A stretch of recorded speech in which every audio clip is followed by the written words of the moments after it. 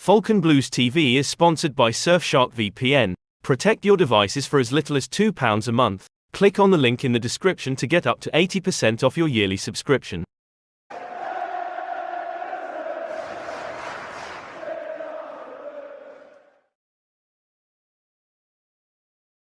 Okay, hello, welcome back to Falcon Blues TV, you filthy animals. Today we've got the Merseyside derby tomorrow at 12:30. And I'm joined with Dom from the Road End podcast. Dom, thanks for coming on, mate.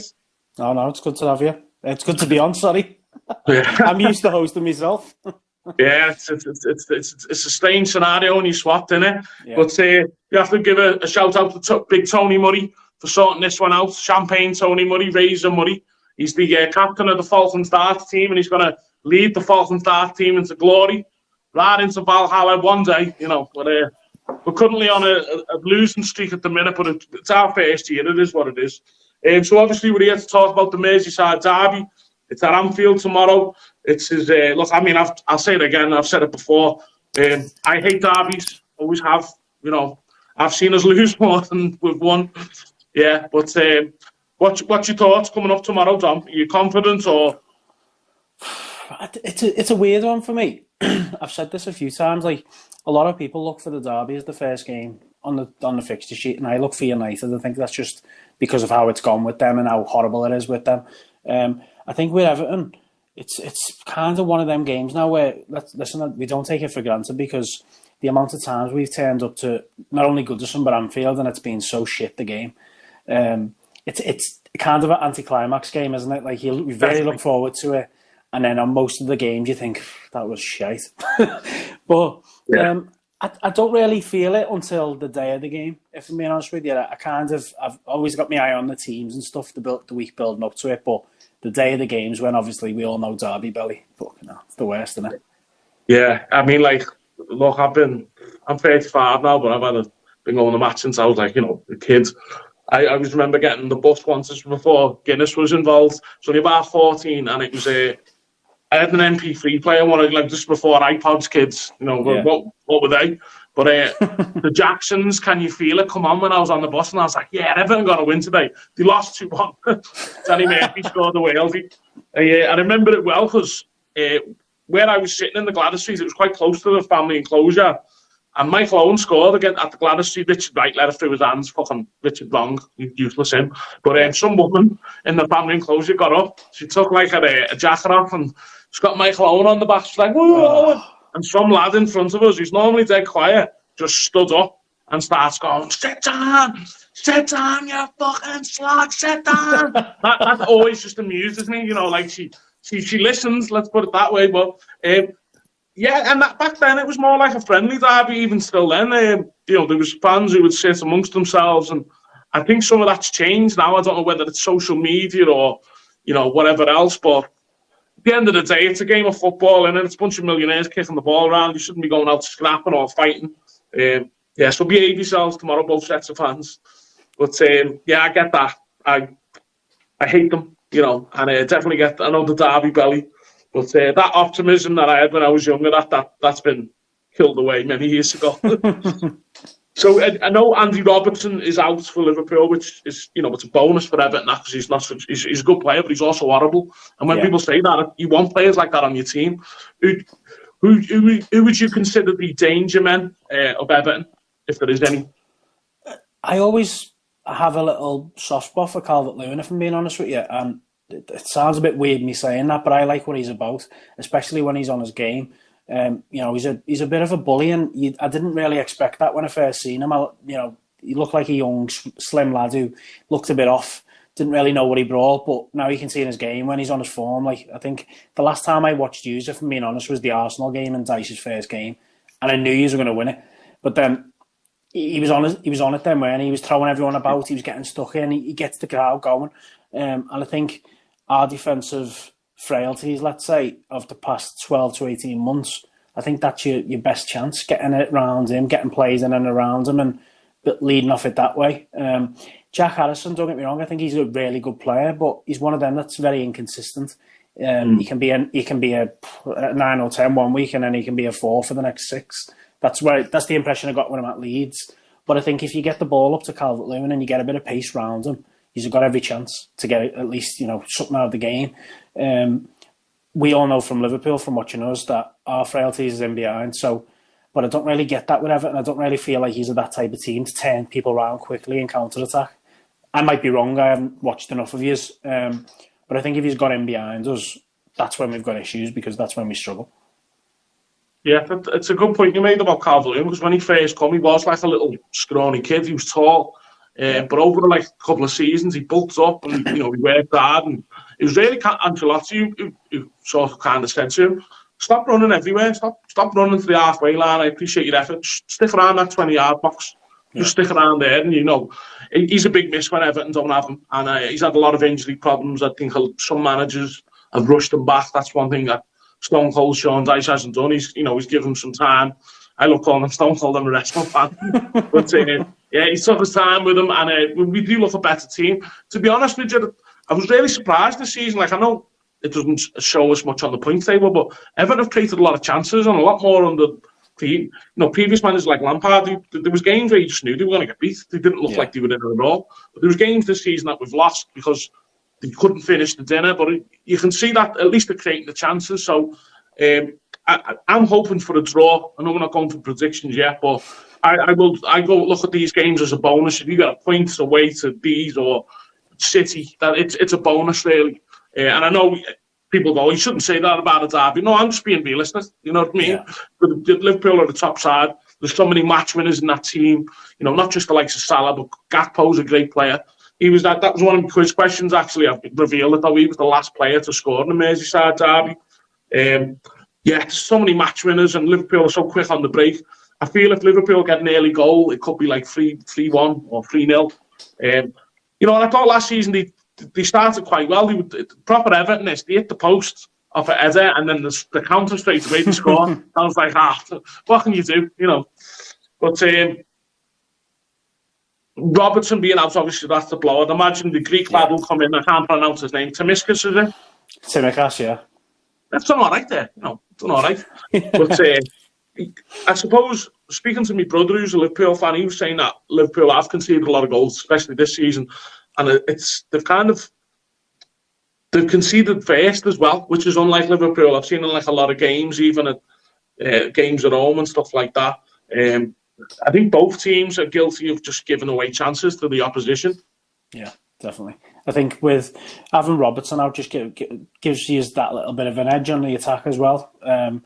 I don't trust Tsimikas. I never have, to be honest with you. He's what you expect from a backup left back. He's not good enough, but we've got no other choice at the moment. I wouldn't be surprised if Gomez comes in, plays left back, and maybe solidifies that side of the pitch.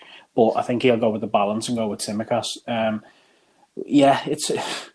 For me, it's a big loss because, like you said before, having players like that in a derby, it's like he's a Scottish lad. He's not brought up in Liverpool, but it kind of feels like he's a Liverpool lad as well. Do you know what I mean? Yeah, wearing class areas. And he's horrible as well. He's the perfect player you want in the derby on your team. We haven't got enough of them, if I'm being honest with you. I don't suppose you have either. If I'm being honest about it, this derby now there's not many players in that team and not many local lads as well. Now that Gordon's gone from Hughes, that it means so much too. So I'm interested to see who actually stands up and throws that first one in. Yeah, I mean, like I discussed this with some of my friends. We say all the time, football's finished. Like, I see some of these players and they wouldn't last in even the 90s, let alone the 80s. But tackling's a dying art form. VAR's killing it. It's too much of a business side of everything now, and it does me head in sometimes. But even just the referees now, fouls are given for nothing. And people are getting red cards for winning the ball. It does me head in. Speaking, this has just seen it in the corner of my eye. There's loads of mad shit in this studio. Speaking of horrible people, here's a picture of Robbie Savage when he was dancing. Now, Robbie Savage, for any of the younger people, he was never the best technically wise footballer, but he done a job. He was horrible. He annoyed people. Everyone hated him. Everyone. Yeah, still do. And but you know what? He come from Man United's youth system. He was in the same youth team. It's like Nicky Butt, Paul Scholes, Ryan Giggs. Even like Keith Gillespie was in that. That's some youth team, that. Yeah. But I do have some team news. I've got some stats on the laptop here. 2 seconds. Got some team news. So we've got Gakpo's recovered, Jota retains from a one-match ban, Curtis Jones is suspended, Everton are without Dele Alli, Coleman, Andre Gomez. Andre Gomez, what's he doing there now? Just fixing I it didn't even there. know you still had him. We said this the other week. We were like, what? Andre's just sitting there, open for like get a VO5 advert or something like that. Some really, really bad stats for Everton coming up here. So the Toffees have failed to score in 26 of their 62 Premier League clashes with Liverpool, and that's the worst record they've got against any opponent. That's mad, isn't it? It never rains, it pours. Let's see, Liverpool have lost only one of their past 45 Premier League home fixtures, winning 34 and drawing 10. That's some record, that. Yeah. And the other positive one for Liverpool really is if Klopp wins tomorrow, he will overstep Benitez's record of 8 derby victories. I didn't realise Benitez won that many. Yeah. No, neither did I. Didn't feel like it at the time. Well, he's having a bit of a bad time in Spain at the minute as well. I think he needs to just probably that's probably his last job in football, if you ask me.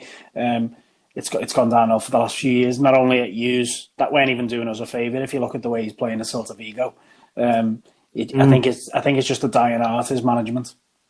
Yeah, I think football's passed them by, hasn't it? It happens. Yeah. You know, you've seen like Glenn Roeder was always one that comes to mind, or like a George Graham. You know, you have certain managers who have certain errors, and then things just move on. What I don't get about him is, surely he's got enough money now. Why not just retire? I know. I guess he loves it. He still thinks he can do a job, but the old Everton one, mate, it was convenient for him. You know what I mean? Yeah, of course it was, yeah. Yeah, he knew he was going to get sacked as well. He knew he was going to get a fat little payoff. I think managers come to Everton, well, listen, we'll stick around for a couple of months, do what we can, and if we get paid off, we get paid off. The money Everton have spent on that. So what's your predictions tomorrow, Dom? We'll put you on the spot. I'm kind of with you on what you said before in the early goal, because I feel like it could be a 0-0, but at the same time we both can't defend. So I was saying 3-1 just because of how we've been this season in terms of results. That's what I'll go with. I'll be gutted if you score, as usual would be with us, but I just feel like it's one of them where if we don't get that early goal.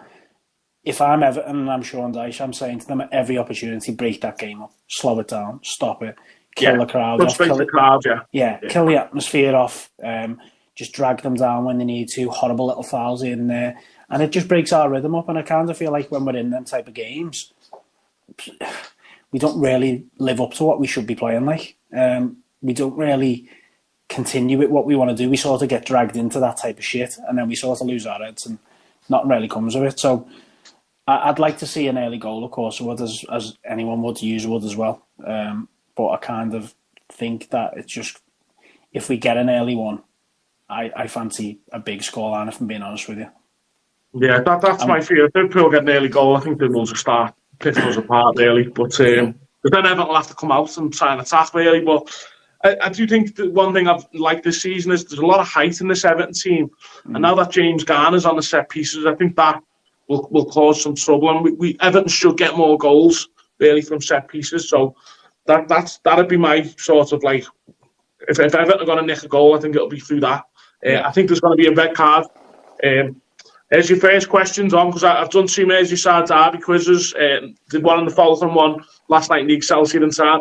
How many red cards have there been since the Premier League era began in the Merseyside derby? Tough one, this. It is. I think Gerrard said most of them. I'm going to go with 17. Not bad, it was 23. Yeah. Was that many, yeah? 23, yeah. It's got the most ever in the Premier League, so it's not hardly that surprising. Right, I've got some pictures. I'm not sure I will show up on camera, but I'll do the Liverpool ones for you. Can you name me who that goalkeeper is there, Don? Fucking Peggy Arfexad. That certainly is. Well done, yeah. Peggy Arfexad. And who's this other Liverpool goalkeeper? It's a trick one, this, like. Bloody hell. That's an outfield player, isn't it? It is, yeah. Who is it? I can't tell whether it's... Give you a clue, he's Irish. I thought it was Steve Staunton at the start. It is Steve Staunton, yeah. It was when remember Fanny Jeffers and Westerwell got sent off to the worst fight ever. What even was that, by the way? Yeah, I know. So Steve Storm actually went and goal and made a really good save. Abel Xavier had nearly scored for Everton, and Steve Storm made a worldie of a save. Right, I'll give you another more current one here. Albert Riera.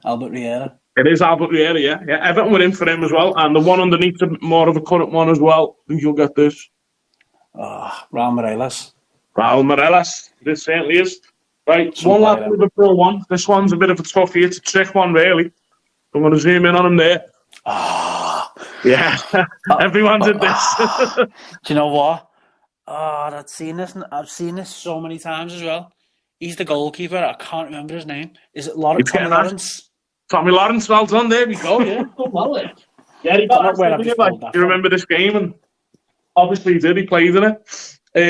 Okay, I'll give you a few more. With 41 appearances, who has made the most Merseyside derby appearances? It's an Everton player, this. Oh, really? Yeah. Ooh. Yeah. Think about it. Current? No. Okay. Probably one of Everton's, an Everton legend, certainly we can say that. 80s, 90s. Oh, right, okay, we're going back there. Yeah, now think about that, 41 appearances. 80s or 90s? Both. I'm done with that one. I'll give you the clue, he's Welsh. John Collins? No, it was Neville Southall. And that's just it. Oh, fucking hell, Southall, yeah, what a fucking idiot. Who is the only player to have won the FA Cup for both Everton and Liverpool? It's your boy Nick Barmby. It's not Nick Barmby. No, he never won it as soon, did he? Yeah, I think he joined Everton the season after we won the FA Cup. I remember Joe Royle signed him. Speaking of that prick, yeah, 30 years I've got him. So we were talking about that before. See you later, Nick. One more. Who was the only player to have scored for both teams in the Merseyside derby? Oh. This is a guess, this one, because these are quite early in my age, this. Yeah. Don Hutchinson? It's a good guess. It was Peter Beardsley. Right, okay. Yeah, I was probably still a speckle of dust at that time, mate. All right, well, I'll give you two more, because I did say I've got a Nick Barmby question, but this one's hard, and only one person got it. This one was...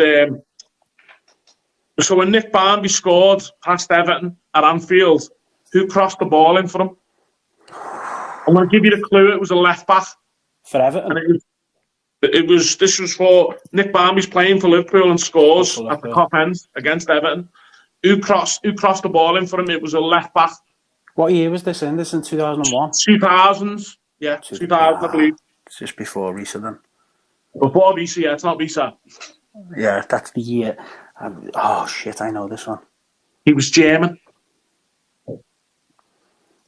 Christian Ziege. Christian Ziege, well done, yeah. Not bad, that, yeah. Here we go. What else we going? I'm trying to see.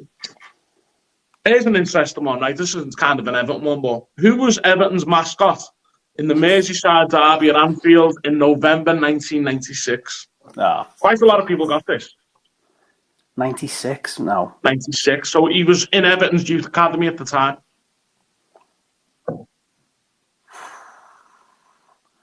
No, very good thing. Hated by Liverpool for many reasons. Yeah.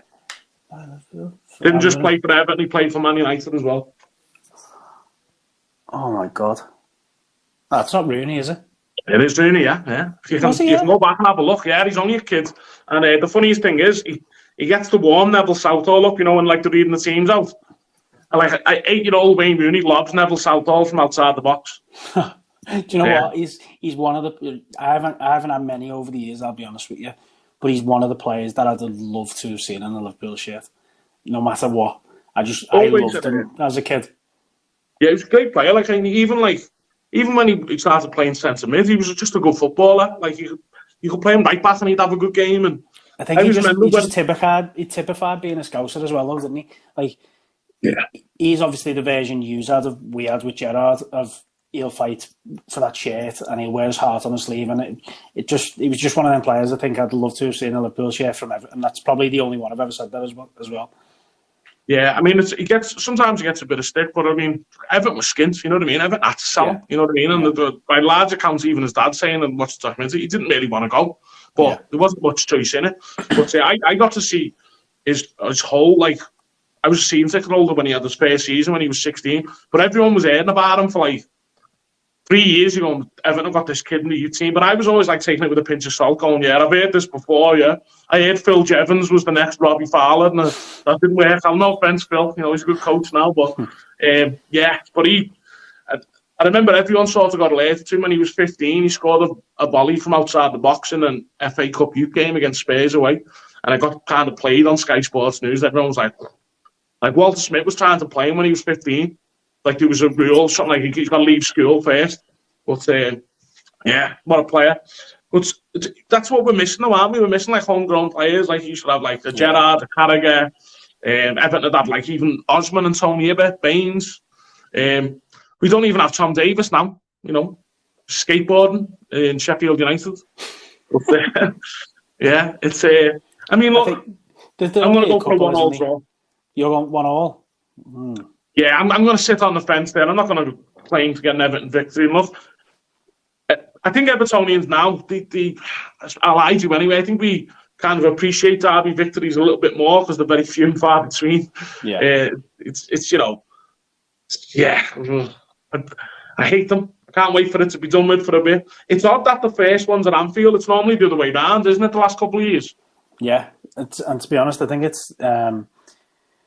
I'm quite happy to get it out the way because we need the points just as much as you do to try and stick up there. And it'd been a bit different feeling going to Goodison this weekend, I think.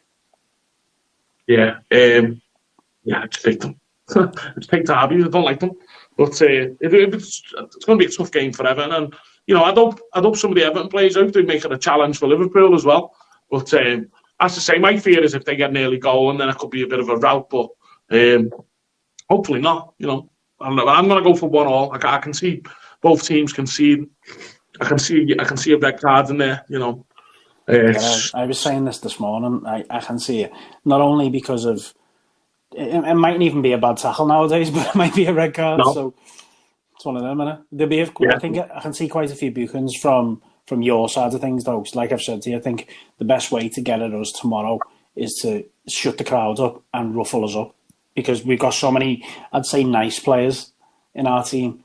Like, I don't want nice players, I want dogs. And I know you've got dogs, and we need to like show a bit of that tomorrow, because if there's no fight in that team, it just goes against you, doesn't it? It certainly does. And like you were saying about games being anti-climax as well, I felt the same about the Arsenal City game. You know, like even back in the day, Arsenal United was always a boss game to watch. But nowadays, like everyone's trying to be Pep Guardiola, disciples, and play this nice little tippy-tappy football.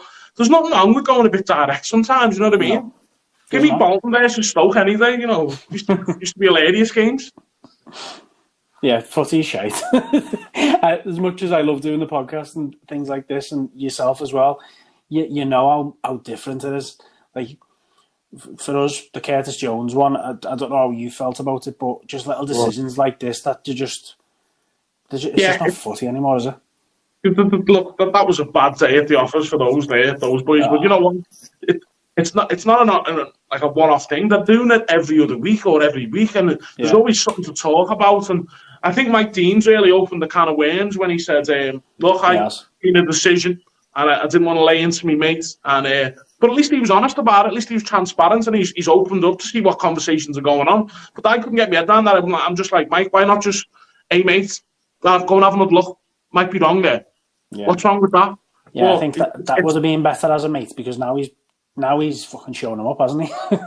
yeah. Now he's just made a big lot clearer. And if he goes there and corrects his wrong decision, then it is what it is. But yeah, I just think VAR shit. It ruins goals and everything. You know what I mean? Like after the time you're celebrating and you look and go, is it going to be called back? Yeah. And like the time as well. Like I've waited. I remember we waited 4 minutes for the goal, Calvert-Lewin's goal against Luton. And then it goes, it's onside. And it's like, what? Why is it taking you so long? Don't get that technology or something, but... Well, that's it. I done a podcast with this guy off Ref Support UK. I don't know if you've seen him on Twitter. He's very controversial on it. But he chairs a charity for referees to try and get referees in the game and also opinions from referees side of things. And he's obviously going to defend them to a sin. But I said to them about the semi-automatic offsides, what they used in the World Cup, and asked them, like, how far are we off that? And he said, well, ask your club. And I said, why? And he said, because the Premier League clubs are deciding against it because it costs more money. And surely if we want a better game, money. Exactly. Give us the actual decisions. If you're going to come out and moan about these decisions, then you've got the ability to change it. Do you remember the daylight rule they had for a bit? Where you'd have to sort of, they had daylight with offsides, really, like giving the attackers the advantage. Nowadays, you're like, oh, his arm's offside by an inch. So what? Yeah. Can't score with your arm. And just silly ones like that. That was not what VAR was for. I think you should use it less. Or if you said, maybe if you had 5 opportunities to use it, and the manager can go, I'm having a look at that, because there's loads of decisions you see where they'll give it 1 week and the next week nah, it's not. So there's no consistency, there's no accountability. And don't get me wrong, I think they are trying to improve it. It's tough. I had a friend who used to referee Sunday league games, and I would not want to be a referee. You know what I mean? The grief you're getting. But then again, they're all pricks though. You know what I mean? Especially the Premier League ones. They all look like school prefects, or they just look like little tweebs. You know what I mean? I think they put themselves in the situation. So we've seen so many little clips of referees that are celebrating or being gutted about someone missing a chance or scoring a goal that come up all the time. You think you're putting yourself in these situations. It's no one else but yourselves. I think VAR was brought in to help referees, but what it's done, it's actually made us realise how shit referees are. They're now getting extra opportunities to prove how shit they are. Yeah. It's just baffling sometimes. There's loads that go, well, we're talking about it, and every other week, even on you look at Sky Sports or whatever, they're always talking about the referees. They thought this would stop all that, but it hasn't. It's made it worse. No, it's made it worse. But here's another one for you as well. Watch how many linesmen don't know what a foul throw is. Do you know what? I see this all the time. Every time I'm in the game, I say the same thing. It's foul throw. No, not doesn't get brought up anymore. Whether they're scrapping, I don't know. That's the only thing I can assume, because it happens every week. Yeah, they're all shit. But they do the weekly with all Sky Sports News. When the FA are worried that they're going to lose the top refs to the Saudi League, fucking let them go. See you later. They can't be top, mate. Yes, that's it. You got the most watched league in the whole world, the most profitable one. Well, for now, and we've got the worst referees. Yeah. Well, I can't see an improvement, to be honest with you. Cannot see an improvement. I can't. Until it's going to take years, won't it? But I agree with what people say when they're going, look, if I was them, sort of youth players that are not going to make it, ask them, look, you've played at a high level. Would you like to be a referee? You know what I mean? But if I was them, I wouldn't want to do it. I guess the money must be pretty decent, though. I think it's 6 figures, for Premier League refereeing. Would you want to take the abuse, though? Because imagine going to Nando's and just some fella just kicking off at you. So do you feel sorry on that line a bit? Well, I think what people think is you either wanted to be a busy and you didn't get to be a busy, so now you're a ref, or you got terrored in school, so now you're a ref. They've definitely been terrored in school. You can look at them. You know what I mean? And I'm going to just say it as well. You shouldn't bully, but those referees deserved it. No problem. Listen, thanks for coming on, mate. And I think we can put our rivalries aside for referees and VAR. But we should do this again on the reverse fixture whenever that is. I think it's next year, isn't it? Yeah, let's go with that. Yeah, but so everyone, even to the Evertonians, don't forget to like and subscribe to Tom's podcast. There, go on, you may as well. I'll put a link under.